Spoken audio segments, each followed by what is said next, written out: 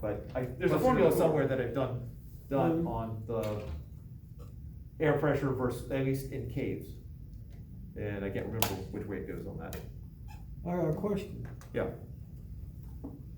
You dig a hole, you still have to count for the plates, because the plates is always moving.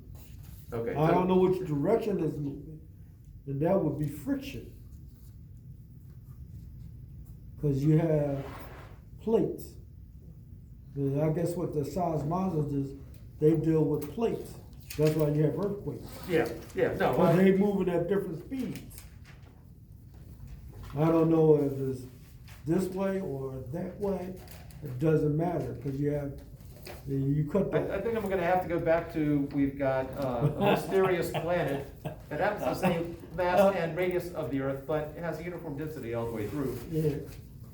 Because realistically, We abandoned realism. that would not work like that.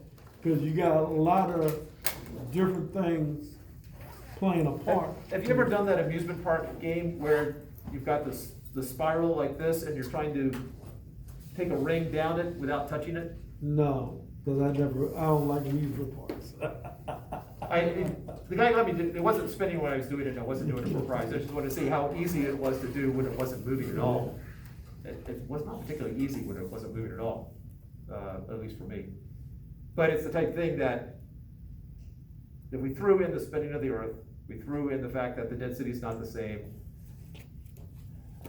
we threw in whatever the air would be, we dig the hole, air is gonna rush in, and so let's assume that the air settles at some, whatever its final density is gonna be. That would be quite an entertaining problem.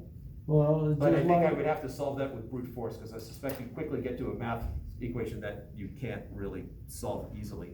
it's just like putting water down that hole.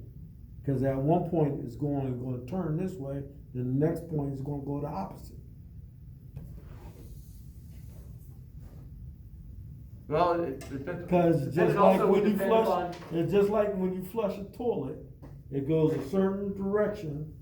And if you're in South America at the other pole, it goes in the opposite direction. You're making an assumption about where we've dug the hole. Yeah.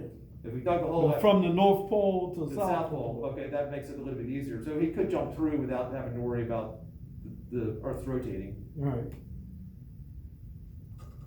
But as you saying a spear, I'm assuming you're talking north or south, or you're going to go east and west. Cross.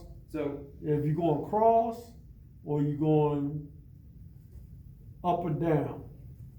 yeah, You going perpendicular, or you going parallel. I think that's why we state assumptions up front, so we don't have to worry about all that stuff. It gets very complicated. Once you bring air resistance into it, Yeah. it gets incredibly complicated very fast. And once you bring in rotation, you've now added another level of complexity. It would be a very complex problem to bring in that much realism. Well, I think I would still brute force Excel spreadsheet this solution. Well, that's what they do with gyros, because that's what the gyros do. Because you have a gyro on your x-axis, and you got a gyro on your y-axis, and you got a z-axis, and you got acceleration and a velocity. That's how navigation works. Okay. Because that's how gyro was back in the, call it ASM 50. Well, I mean,